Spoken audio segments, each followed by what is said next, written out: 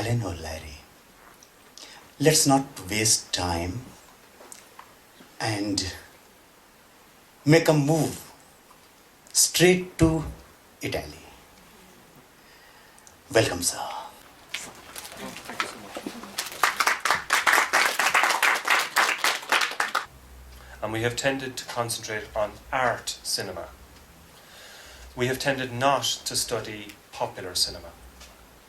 So it would be as if Indian cinema scholars only talked about Bengali art cinema, only talked about Satyajit Ray, and never talked about Amitabh Bachchan, never talked about Sholay, or never talked about Dabang.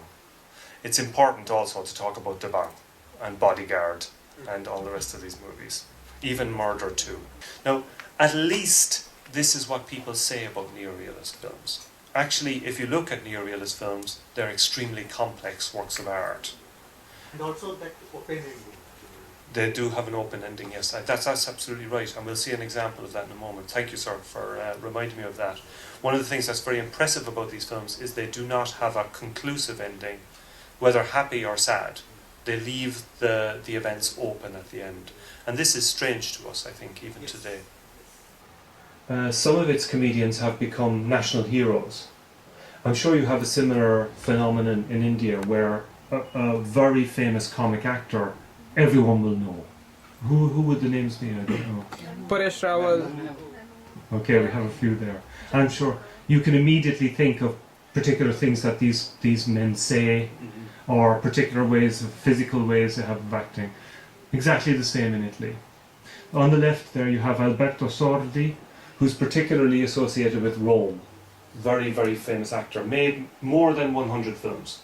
Another example, think about it, is I go to some restaurants here and sometimes in the toilet it says Indian toilet, Western toilet. Okay? So again, here we have a cultural difference about how you deal with a physical need. We all have to go to the toilet, but it turns out that there are different ways to do it, and that each culture has a different way of organizing this. So one thing that comedy does is that it portrays the body in a social situation when it's making mistakes, okay? When the body is doing things that it shouldn't do. I'm going to give you an example from recent, very interesting Indian film, which does this. I don't know if you've seen Delhi Belly. Yeah. In Delhi Belly, of course, we have a character who has diarrhea. There's never a good moment to have diarrhea, but he has diarrhea at many bad moments during this film.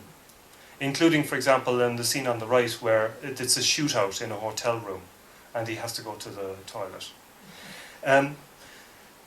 It's interesting, of course, and I think it's significant, that the film has three male protagonists, three friends who live in the same place. One is Imran Khan, I forget the name of the other character with the curly hair, and then you have this actor here, Kunal Rai Kapoor.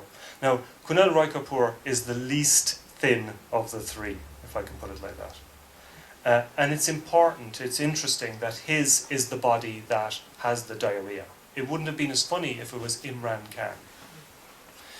The reason is that his body is already exceeding its social boundaries. And in fact, he's the one who uses most bad language as well during the film. So what spills out from his mouth is obscene. He makes this very good joke about a car at one point, if you remember. That car looks like a donkey and so on. I won't tell you what the rest of the joke is. Obscenity spills from his mouth, but it also spills from other parts of his body. So it was really, really very much knowledgeable, and the way you mixed and compared the Bollywood and Italian so many things. So I think it must have given all you students a look. We call it in Hindi drishti, where the line between two styles or between two things disappear.